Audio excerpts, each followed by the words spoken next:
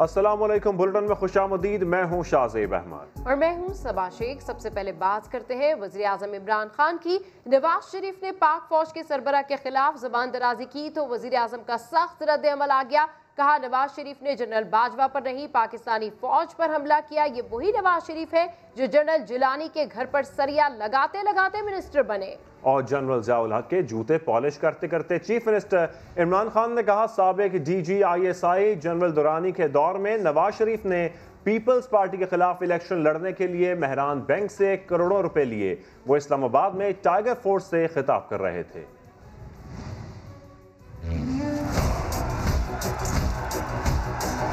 ये जो बाहर बैठ के इसने पाकिस्तानी फौज के ऊपर ये हमला जनरल बाजवा पे नहीं, ये पाकिस्तानी फौज पे हमला है। यही बात नरेंद्र मोदी कर रहा था। ये वो नवाज शरीफ है जो आज फौज के ऊपर और फौज के सरबराह के ऊपर इस तरह की जो जुबान इस्तेमाल कर रहा है। आपको याद नहीं होगा क्योंकि आप तो तब पैदा भी नहीं हुए थे। ये जनरल जिलानी के घर के ऊपर सरिया बनाते हुए मिनिस्टर बना था। ये वो आदमी है जो ज़ियाउल हक के जूते पॉलिश करते करते चीफ मिनिस्टर बना था। ये वो आदमी है जिसने जनरल दुरानी ISI के जब चीफ थे, पीपल्स पार्टी के खिलाफ जब इलेक्शन हुई तो मेहरान बैंक से इसने करोड़ों रुपया लिया था इलेक्शन लड़ने के लिए। DG ISI की सुप्रीम कोर्ट को रिपोर्ट थी। लेकिन इस मुल्क की बदकिस्मती ये कि हमारे मुल्क की अदालतों ने इसकी मदद की हमेशा। वज़ीर आज़म इमरान खान ने नवाज शरीफ के नरेंद्र मोदी से ताल्लुकात पर सवालात उठा दिए। कहा, भारतीय वज़ीर आज़म ने बार बार बयान दिया कि उन्हें नवाज शरीफ पसंद है। मोदी ने पाकिस्तानी आर्मी चीफ पर इल्जामात लगाए लेकिन मियां साहब खामोश रहे। मैंने हिंदुस्तान की असल शक्ल दुनिया को दिखाई और बताया कि मोदी इंतहा पसंद है।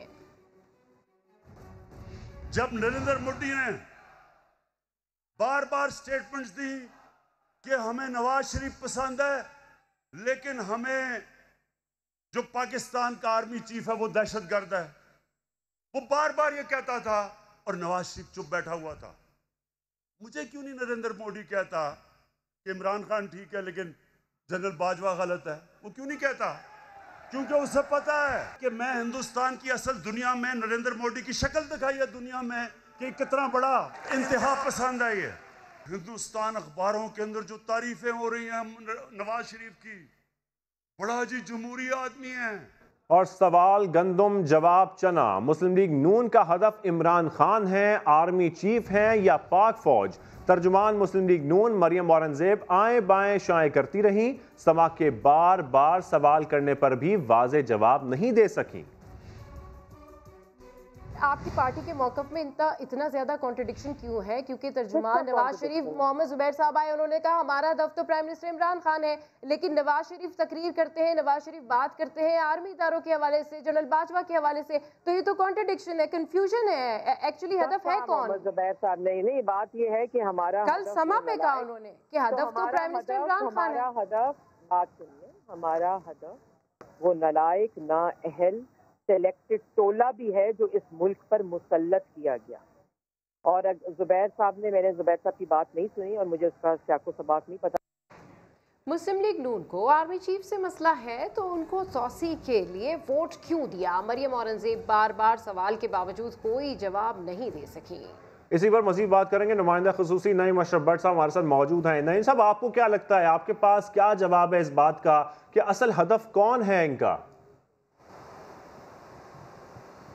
जी, असल हदफ बिल्कुल कन्फ्यूजन है क्योंकि जो सेकंड लीडरशिप जो मुस्लिम लीग नून की है वो बिल्कुल वो नहीं चाहते जो इस वक्त इतनी शिद्दत है मियां नवाज शरीफ और इवन मरियम नवाज़ की जो बयानियाँ है या तकारीर हैं ऑफ द रिकॉर्ड भी और बल्कि खुल कर भी ऑन रिकॉर्ड भी जहाँ पर तकरीर होती है वो ख्वाजा आसफ से आप शुरू करें, उनके पार्लिमानी लीडर हैं कौमी असम्बली में, वो राजा ज़फ़रुल हक उनके चेयरमैन हैं, या दूसरे जितने भी हैं एहसन इकबाल, ख्वाजा साद रफ़ीक, इवन राना सनाउल्लाह, वो इस तरह की बात बिल्कुल नहीं, बल्कि उसके करीब भी नहीं जाते, जो कि इस वक्त नवाज शरीफ क्लियरली टारगेट कर रहे हैं नाम लेकर। वो तो सीधा कह रहे हैं कि इमरान खान नहीं, उनका टारगेट जो है वो इदारा है। दूसरी जानिब मरियम नवाज उसी बयानिए को आगे बढ़ाती हैं। लेकिन ये जो मुश्किल है ये सिर्फ मुस्लिम लीग नून के अंदर नहीं, पीपल्स पार्टी को भी इससे काफ़ी मुश्किलात का सामना है। और यही वजह है कि आप देखें कि कल भी पीपल्स पार्टी ने पहले भी कोई उस तरह खुलकर फ़ौज के खिलाफ या इदारे के खिलाफ बात नहीं की, बल्कि वो कह रहे हैं कि इन हाउस तब्दीली हो। पीपल्स पार्टी ये कह रही है, जबकि मुस्लिम लीग नून, मौलाना फजलुर रहमान और दीगर जमातें खुलकर कह रही हैं कि नया इलेक्शन जो है वो इसका हल है।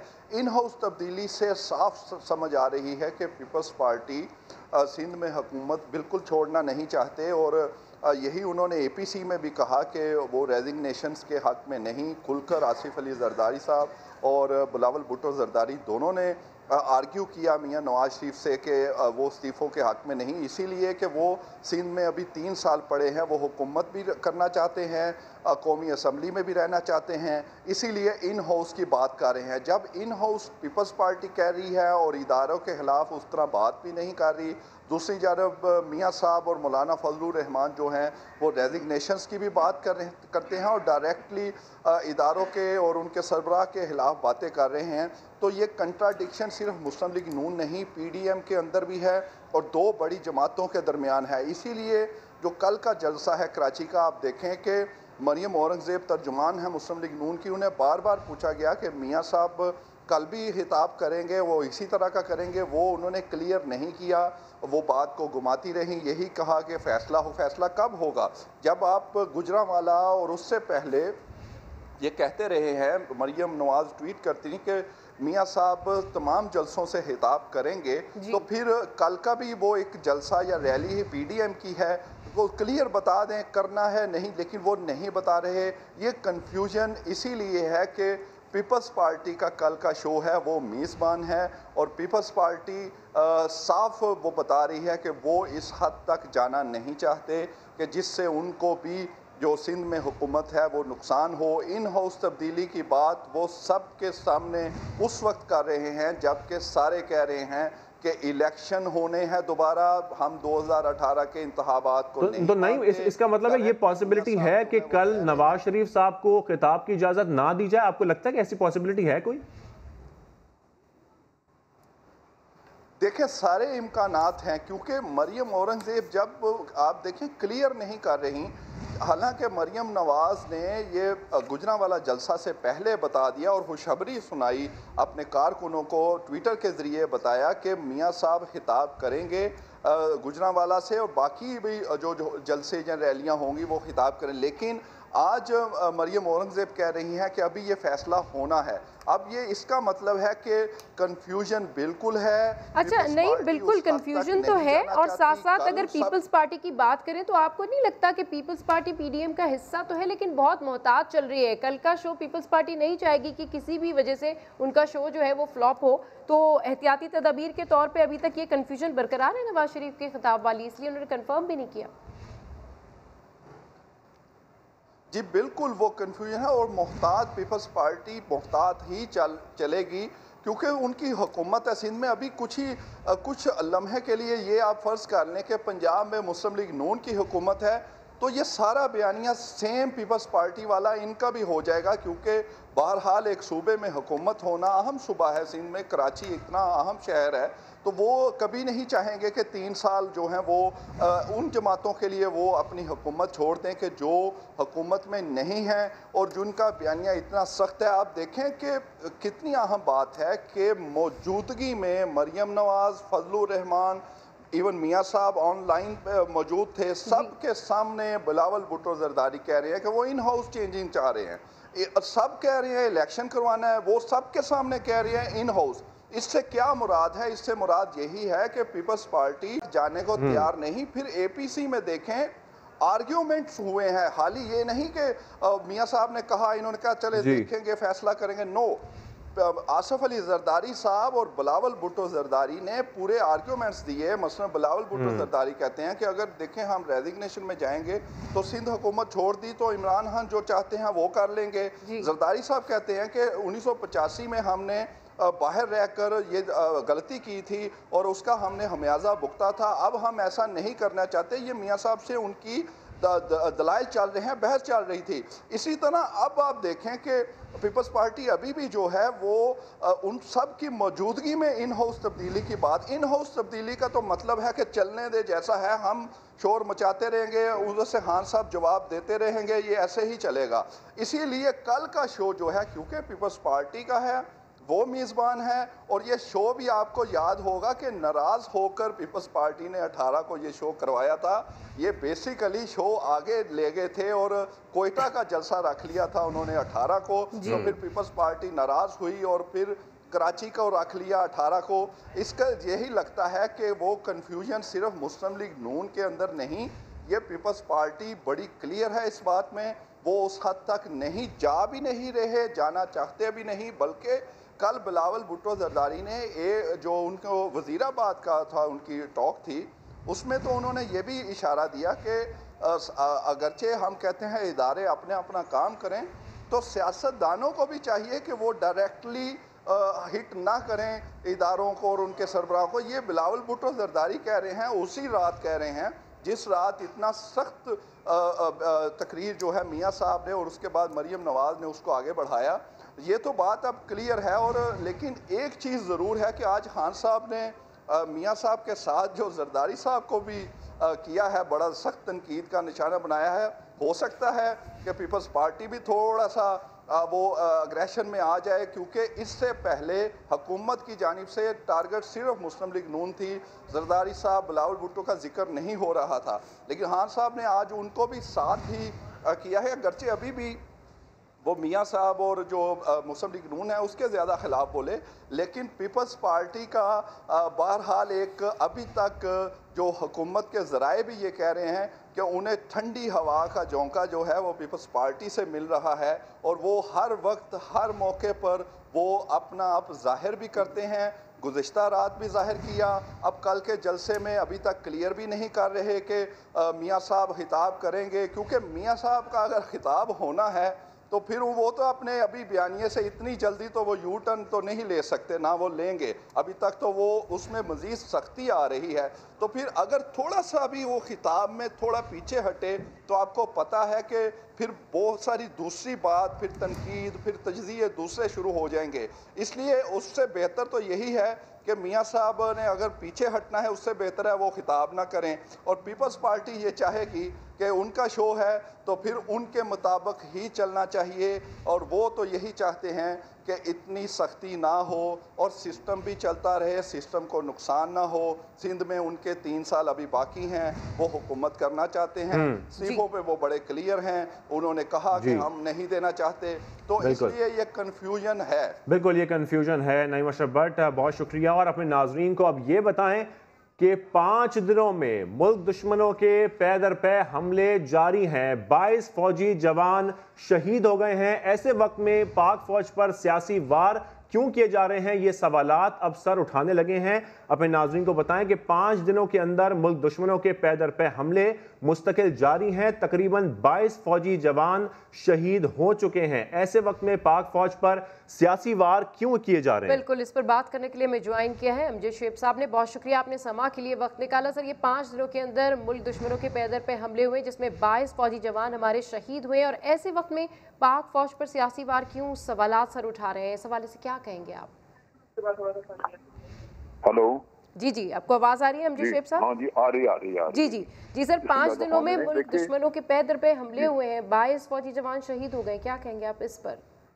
जी, ये देखिए बड़ा एक सीरियस इंसिडेंट हुआ है और ये हो रहे हैं पै दर पे, और इस वक्त मुल्क के अंदर एक सियासी इंतशार पैदा किया हुआ है उन अनासर ने जिन्होंने पहले मुल्क को लूटा बेरहमी से, और अब वो लूटा हुआ माल अपना बचाने के लिए हर तरह के हरबे इस्तेमाल कर रहे हैं।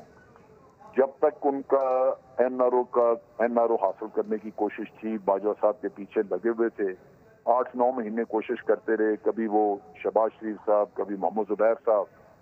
जब वो नहीं हो सका तो अब वो इनकी उम्मीदें टूटने के साथ ही इन्होंने ये वावेला मचाना शुरू कर दिया। पहली बात तो ये है कि हम बाहर के दुश्मनों को जानते हैं। मेरा ख्याल है आर्मी इंशाल्लाह इनके खिलाफ कोऑपरेशन या कोई ना कोई करेगी काम। लेकिन ये जो आपकी अपनी सफ़ों में, आपकी आस्तीनों में जो छुपे लोग होते हैं, छुपे दुश्मन होते हैं, वो बड़े खतरनाक, क्योंकि उनके चेहरे बेनकाब नहीं किए जा सकते। अवाम उनके साथ उनके झूठे नारों में, उनके झूठे वादों में वो आ जाते हैं। तो मेरा ख्याल है कि पहली बात तो ये कि अवाम को समझना चाहिए कि ये वक्त नहीं है कि इन लोगों को मौका दिया जाए कि ये इंतशार पैदा कर सकें। अब जैसे कल की तकरीर मियाँ साहब ने की, शर्मनाक थी। आप अफवाज पाकिस्तान में और पाकिस्तान के अवाम में बगावत की बू फैला रहे हैं, उनको उभार रहे हैं, इस तरफ लगा रहे हैं कि जनाब वो इंस्टिगेट कर रहे हैं कि बगावत की जाए।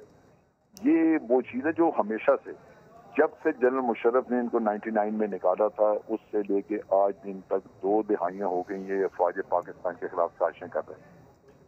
कभी डॉन लीग की शक्ल में, कभी ये उसका बॉम्बे का किस्सा खड़ा कर दिया कि जी हमें वहाँ भेजने चाहिए थे। कभी आप देखिए तो कश्मीर का मामला गोल हो गया। कुलभूषण का तो नाम ही इन्होंने कभी नहीं लिया। वहाँ पे मोदी के साथ लाहौर में मीटिंगें करनी शुरू कर दी, उसका कोई किसी को पता नहीं क्या बातचीत होती रही। यहाँ सर्जन जनरल आता रहा, उसका कोई पता नहीं। यानी ये सवाए इसके कि इन्होंने अपनी अफवाज को, उनको शर्मसार करने के और कोई काम नहीं किया। उनके लिए ये इस तरह सुहाने रू बने हुए हैं। ये पाकिस्तान के अवाम को देखना चाहिए, उठना चाहिए, क्योंकि ये उन्हीं के वोटों पे ये आके तो पहले लूटमार करते हैं मुल्क को और फिर इस तरह मुल्क के खिलाफ बातें करते हैं। मेरा ख्याल है कि अब वक्त आ चुका है, अवाम इनके चेहरे पहचाने और इनको अपनी सफ़ों से खारिज करें। और अमजद साहब, ऐसे बयानात से दुश्मन मुल्क को तो मौका मिलेगा। एक तरफ हम देख रहे हैं कि इमरान खान साहब जो है वो मोदी का मकरू चेहरा बेनकाब कर रहे हैं, और दूसरी तरफ ये तो मुल्क दुश्मनी की जा रही है ऐसे बयानात देकर। बिल्कुल, ये दुश्मन को मौका नहीं मिलेगा, ये दुश्मन को मौका मुहैया करते हैं। ये तो दुश्मन के सहूलतकार बने हुए हैं। यानी दुश्मन अगर उसके हाथ में कुछ भी नहीं तो ये उसको, आप यूं देखिए कि जब इन्होंने बॉम्बे के बारे में कहा कि जनाब क्या हमें बॉम्बे में इस तरह बंदे भेजने चाहिए, इंटरनेशनली एक्सेप्टेड था कि पाकिस्तान ने नहीं किया। एक जर्मन ऑथर ने 8 साल की रिसर्च के बाद किताब छापी, बिट्रेयल ऑफ इंडिया, उसमें कहा जी कि कतन पाकिस्तान का इसमें कोई रोल नहीं है। अच्छा, और आपका वजीर आजम कह रहा है, जब हम फॉरेन ऑफिस से बात करते हैं वो कहते हैं जी हम क्या करें अपना दिफा। जब आपके अपने वजीर आजम, आपके अपने ज़ोमा यहाँ बैठे अपने आप को, अपने मुल्क को मुजरिम बना के पेश कर रहे हैं, तो फॉरेन ऑफिस की तो फॉरेन पॉलिसी खत्म हो गई। अच्छा अमजद शेख साहब, ये इतने घिनौने लोग, ये अपोजिशन को इतनी जल्दी क्या है? हम देख रहे हैं कि अभी दुनिया ने कोरोना और लोकस के खिलाफ पाकिस्तानी की कोशिशों को सराहा है, तस्लीम किया है। पाक आर्मी दुश्मन कुव्वतों के अज़ाइम कामयाब नहीं होने दे रही। अभी 15 अक्टूबर को ये इंसिडेंट हुआ है। इतनी जल्दी में क्यों है ये लोग इस तरीके से क्रिटिसाइज कर रहे हैं? क्या ये तवज्जो मरकूज करना चाहते हैं अपनी तरफ के लोग उनको ऐसी बातें करके सुने? नहीं, तवज्जो से ज्यादा ये है कि ये हुकूमत पे दबाव लाना चाहते हैं कि किसी तरह इनके करप्शन के केसेस खत्म करा दे हुकूमत, और कोई वजह नहीं है। वो जो ये दर हकीकत अपनी सियासत और अपना पैसा बचाने की सारी गेम है। और मौलाना कहते हैं कि जी इलेक्शन, मिसाल के तो मौलाना बाहर रह गए पार्लियामेंट से, वो कहते हैं जी इलेक्शन रिग्ड थे। इस रिग्ड इलेक्शन में उनको 9 सीटें मिली है बलूचिस्तान में, और जब जो पिछला इलेक्शन जिसको फेयर समझते हैं उसमें 8 की इनकी सीटें। आप इनके नैरेटिव देखें ना, और यही बाकी पार्टियों का हाल है। अगर सिंध में पीपल्स पार्टी बैठी है तो वहां पे इलेक्शन ठीक थे, बाकी जगहों पे खराब हुए। जो बाकी जगहों पे ये ऐसी गैर अखलाकी किस्म की सियासत है कि आप सोच नहीं सकते। और अवाम जो है वो, मैं समझता हूँ कि वो अपनी जिम्मेदारी नहीं निभा रहे, वरना मुल्क का नुकसान होगा। उनको चाहिए कि इनके भयानक चेहरे देख लें, समझ लें। ये आपको आके कीमे वाले नान पेश करेंगे, बनियानियां लाएंगे, लेकिन उन पे थूके, क्योंकि ये कौम के मुस्तकबिल का मसला है। बिल्कुल, ये कौम के मुस्तकबिल का मसला है। दिफाई तज्ज़ियाकार अमजद शुएब साहब हमारे साथ लाइन पर मौजूद थे। आपका बेहद शुक्रिया सर। वज़ीर आज़म इमरान खान ने ऑपोजिशन के जलसे को सर्कस, मरियम और बिलावल को बच्चा कह दिया। कहा दोनों हराम की कमाई पर पले बड़े हैं। एक नानी बन गई लेकिन मेरे लिए बच्ची ही है।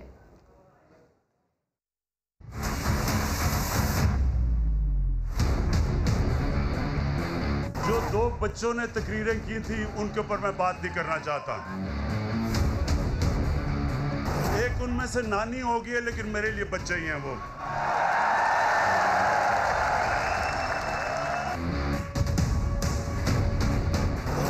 बच्चों ने आज तक जिंदगी में 1 घंटा हलाल का काम नहीं किया। वो आज जाके लेक्चर दे रहे हैं दोनों। 1 घंटा उन दोनों ने पैसे बनाने के लिए हलाल का काम नहीं किया। पले किसके ऊपर हैं? अपने दोनों बापों की हराम की कमाई के ऊपर पले हुए हैं। हराम की कमाई के ऊपर पले हुए हैं।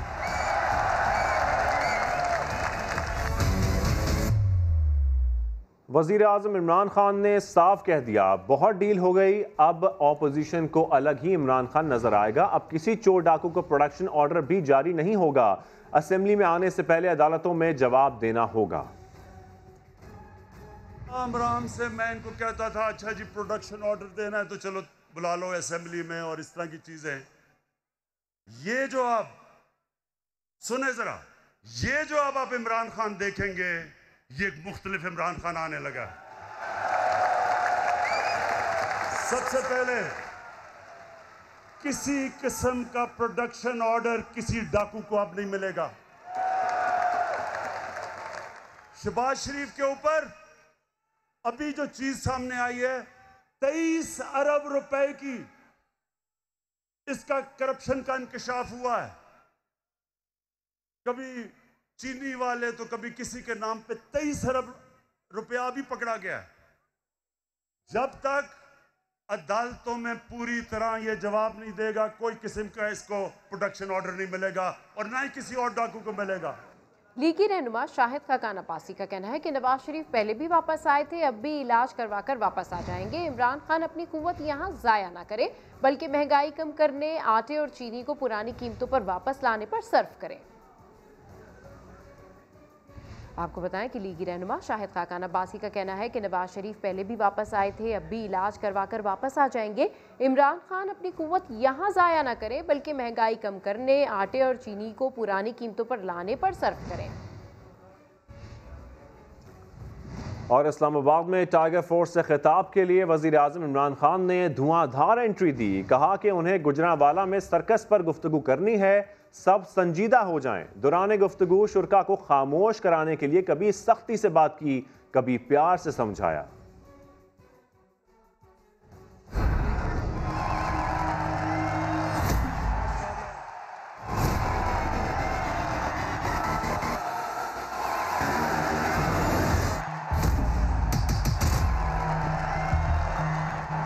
इमरान खान है।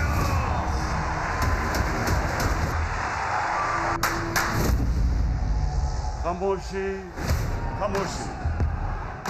सबसे पहले खामोशी से आपने मेरी बात सुन ली। जितनी आप खामोशी करेंगे, जितना खामोश होंगे, आप आज मेरी बातें एंजॉय करेंगे। अच्छा सुने सुने सुने, जब तक खामोशी नहीं होगी मैं नहीं बहुत बात करूंगा। खामोशी, ये गौर से सुने मेरी बात। खामोशी, गौर से सुने। आप ये जाया कर देंगे ये बात। हर वक्त मैं आपके सामने नहीं आ सकता।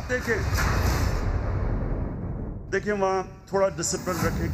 आपने सुन ले सुन ले सुन ले सुन ले। आपके पास इस वक्त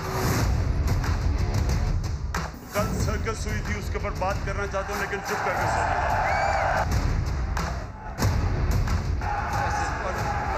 अरे नहीं, आप कैसे एंजॉय करेंगे? और अब मैंने जो असल बात करनी है, सुने सुने सुने, मैं थोड़ा सीरियस आपसे बात करूंगा।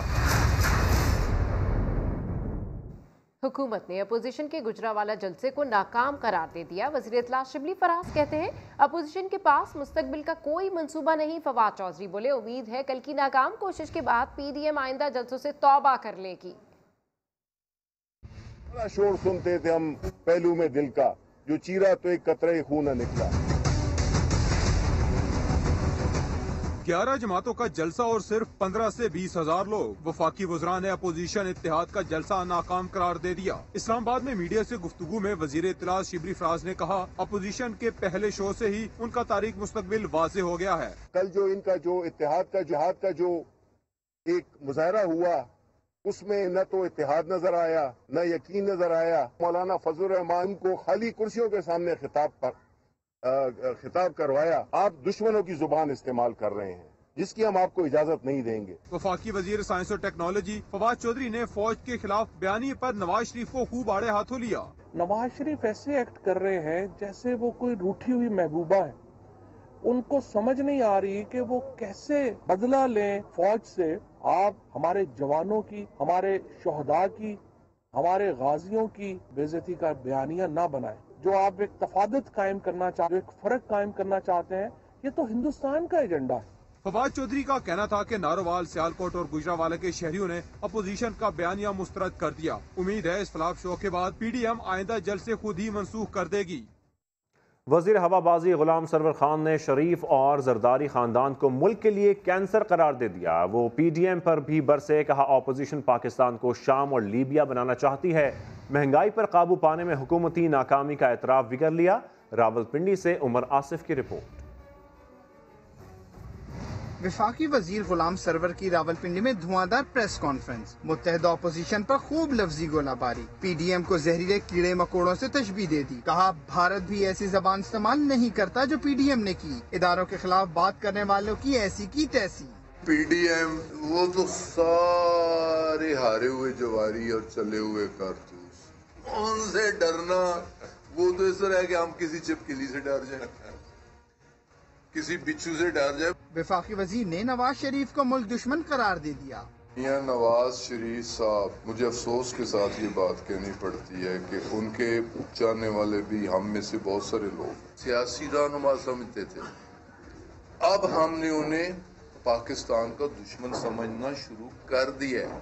गुलाम सरवर ने ये एतराफ भी किया है कि हुकूमत महंगाई और बेरोजगारी के सुनामी को रोकने में नाकाम रही है।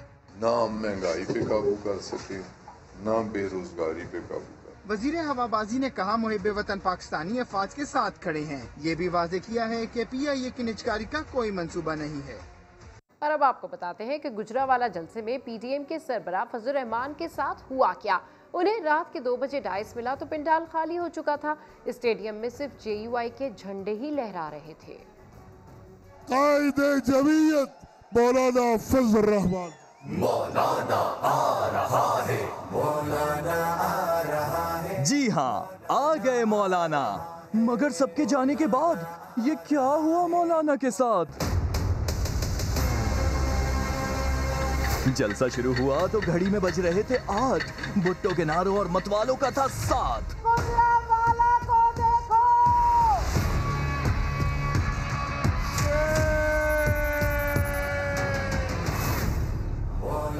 मगर मौलाना को जब दिया मौका, गुजर चुकी थी आधी रात। अब तहज्जुद का वक्त हुआ चाहता था। सारे ओपोजिशन वाले अपने अपने झंडे लपेटकर रुखसत हो रहे थे। गुजरावाला ग्राउंड में कम थे बंदे, सिर्फ दिख रहे थे मौलाना के झंडे। पहलवान अब अखाड़े में उतर चुके हैं। रात के इस पहर डाइस पर आए मौलाना की आंखें भी थीं बोझल। आवाज में दम बचा था कम, क्योंकि हिम्मत दे चुकी थी जवाब। भाइयों, मैं सबसे पहले शुक्रिया अदा करता हूँ। यूं तो ओपोजिशन वाले इन्हें हर जगह बुलाते हैं, लीडर बनाकर अगली नशिस्त पर बिठाते हैं। मगर जब से हारे हैं मौलाना फजल रहमान हर जगह बेचारे हैं। ऐसा पहली बार नहीं हुआ, बल्कि APC के बाद भी इन्होंने शिकवा किया था। तकरीर नहीं जा रही, लेकिन आज APC ने भी हमारी तकरीर को बाहर जाने से रोक दिया है। तो हम पीपल्स पार्टी से और उनके मुंतजिमीन से इस पर अपना एहतजाज न करा, क्योंकि जब सबने बोला था लाइव तो मौलाना को कर दिया था साइड। वजीर रेलवे शेख रशीद का कहना है ऑपोजिशन वालों ने आर्मी चीफ के खिलाफ 11 मरतबा बात की। नून लीग अगर मुल्क दुश्मनों के हाथों में खेलती है तो इस पर पाबंदी लगनी चाहिए। धुआंधार प्रेस कॉन्फ्रेंस में कहा जो हशर बानी मुत्तहिदा का हुआ वही नवाज शरीफ का होगा। कमर जावेद बाजवा साहब का नवाज शरीफ साहब आपने 11 दफा नाम लिया है और यही कमर जावेद बाजवा हैं जिनको आपकी पार्टी ने हाथों पैरों के अंगूठे लगा के कौमी असम्बली से एक्सटेंशन दी है। बेवकूफ़ बनाते हो कौम को और आपकी सियासी जनाजा आएगा लंदन से। आपकी सियासत अब पाकिस्तान में नहीं आएगी। कल आपकी तकरीर सारे इंडिया में दिखाई गई। ये एक इश्तिहारी मुजरम है। आज इंडिया में इल्ताफ हुसैन को वो कवरेज नहीं मिल रही जो नवाज शरीफ को कल कवरेज मिली है। वो क्या पैगाम दुनिया को देना चाहते हैं इस फौज के खिलाफ?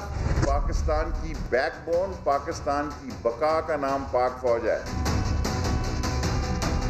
नवाज शरीफ वो खेल खेल रहा है जो इंटरनेशनल एजेंडा है कि पाक फौज के अंदर पाक फौज के खिलाफ बात की जाए। ये क्या समझते हैं कि ये बहुत बड़े जलसे से हुकूमतें जाती हैं? अगर इनका मुआवजना 86 की बेनज़ीर शहीद के जलसे से, इमरान खान के मीनार पाकिस्तान के जलसे से किया जाए तो मैं नहायत ज़िम्मेदारी से इसको एक फेल, नाकाम और अधूरा जलसा करार देता हूँ। अगर नून लीग पाकिस्तान दुश्मनों के एजेंडे पे काम करेगी तो उस पर पाबंदी लगनी चाहिए, लग सकती है, कोई गुंजाइश नहीं है। ऐलान जंग का तिबल बच चुका है और नवाज शरीफ के साथ वही होगा जो इल्ताफ हुसैन के साथ हुआ। इदारों पर बात आई तो पीपल्स पार्टी ने फौरी फैसला बदल लिया। नवाज शरीफ की मुतनाज़ तकरीर पर सईद गनी कहते हैं हमें अपने प्लेटफॉर्म से इलेक्शन लड़ना है और नून लीग को अपने कराची जलसे में नवाज शरीफ की तकरीर का फैसला अब तक नहीं हो सका। संजय साधवानी की रिपोर्ट देखिए। गुजरावाला में नून लीग की मेजबानी में तो जो होना था वो हो गया, मगर मियां नवाज शरीफ की मुतनाज़ा तकरीर ने पीपल्स पार्टी का चैन बर्बाद कर दिया। कराची जलसे में नवाज शरीफ की तकरीर होगी या नहीं, कशमकश ताहाल बरकरार है। लीगी क़यादत से राब्ता करने के बावजूद पीपल्स पार्टी को वाज़ेह जवाब नहीं मिला। प्रेस कॉन्फ्रेंस के दौरान सईद गनी से सवाल हुआ तो फौरन पैंतरा बदल लिया। पीपल्स पार्टी पर कोई दबाव नहीं, ठीक है, हमने अपनी सियासत करनी है, हमने अपने प्लेटफॉर्म से इलेक्शन लड़ना है, पीएमएल ने अपने प्लेटफॉर्म से लड़ना है। मैंने पहले कहा कि ना हम किसी को कह सकते हैं कि तुम ये बात करो या ना करो, ना कोई हमें ये कह सकता है कि तुम ये बात करो या ना करो। हर शख्स की अपनी मर्जी है, जो जिस तरह बयान अपना बयान करना चाहता है वो करे। कराची जलसे को लेकर जियाले काफी पुरजोश हैं। सईद गनी ने तो मरियम नवाज और मौलाना फजलुर रहमान को भी पीछे छोड़ दिया। मुझे तो जो बात कही गई हमारे कल मुख्तलिफ पीटीएम के रहनुमाओं की जानिब से कि इनको दिसंबर देखना नसीब नहीं होगा उनकी हुकूमत को, इनकी हालत देख के मुझे लगता है कि पता नहीं नवंबर भी इनको नसीब होगा कि नहीं होगा। मुर्तज़ा वहाब ने कराची जलसे को पीटीआई हुकूमत के खिलाफ रेफरेंडम करार दिया है। एक रेफरेंडम होगा पाकिस्तान तहरीक इंसाफ की नाकाम, नाअहल और निकम्मी हुकूमत के खिलाफ। वो एक और ये 11 सियासी माहिरीन कहते हैं सियासी माहौल गर्म होने पर पीटीआई हुकूमत के धड़न तख्ते का दावा अपनी जगह, लेकिन अगर ऐसा हुआ तो पीपल्स पार्टी की सिंध हुकूमत भी नहीं बचेगी। और आपको बताएं, सखर में यूटिलिटी स्टोर्स इंतजामिया शहरियों को सस्ती अशिया फराहम करने के बजाय दुकानों पर बेचने लगी है। अयूब गेट के करीब अमला यूटिलिटी स्टोर के आटे के थैले दुकानों पर फरोख्त करते हुए रंगे हाथों पकड़ा गया है। बिल्कुल, सखर में यूटिलिटी स्टोर इंतजामिया शहरियों को सस्ती अशिया फराहम करने के बजाय दुकानों पर बेचने लगी है। मजीद जानते हैं साहिल जोगी से। साहिल, अपडेट कीजिए, क्या मामला है ये? हाँ जी, तो वजीर आजम पाकिस्तान की जानिब से आवाम को रिलीफ पहुंचाने के लिए सस्ती अशिया जो है यूटिलिटी स्टोर्स की जानिब से वो फराहम करने की जो प्रोग्राम बनाया गया, तो सखर में इस प्रोग्राम का आवाम को फ़ायदा नहीं पहुंच रहा है। आज भी अयूब गेट के इलाके में वहाँ के शहरियों ने यूटिलिटी स्टोर के अमले को आटा बेचते हुए पकड़ा है और आटे से भरा जो रक्षा है उन्होंने वो खाली कराया। और वो आप देख सकते हैं कि किस तरह से यूटिलिटी की एक गाड़ी से आटा जो है एक रक्षे में भरा जा रहा है और उस पर जो आवाम ने देखा और आवाम ने शोर मचाया, उस पर पुलिस भी आकर पहुंची और पुलिस के सामने जब हमारी बात हुई अमले से तो उनका ये कहना था कि रीजनल मैनेजर है यहाँ के यूटिलिटी स्टोर्स के, उनके हुक्म पर ये हम आटा फराहम कर रहे हैं और इस रक्शे वाले को भी दे रहे हैं। जब पुलिस पहुंची और आवाम ने शोर मचाया तो उस रक्शे में भरा हुआ आटे की थैलियां जो है वो वापस गाड़ी में डाली गई और इस पर आवाम ने ये इल्जाम लगाया कि यहाँ की जो स्टोर है यूटिलिटीज के जो भी है वहाँ पर आवाम को आटा, चीनी वगैरह जो सस्ते वजीर आजम की जानिब से ठीक है, आवाम को आटा, चीनी और दूसरी चीज़ें जो है वो सस्ती नहीं मिल रही हैं। साहिल जोगी, अपडेट करें, आपका शुक्रिया। बुलेटिन से फिलहाल इतना ही। हर खबर के लिए विजिट कीजिए हमारी वेबसाइट sama.tv। इसके अलावा आप हमें फेसबुक और ट्विटर पर भी ज्वाइन कर सकते हैं। एक ब्रेक के बाद हाजिर होंगे हेडलाइंस के साथ। आप देखते रहिए समा।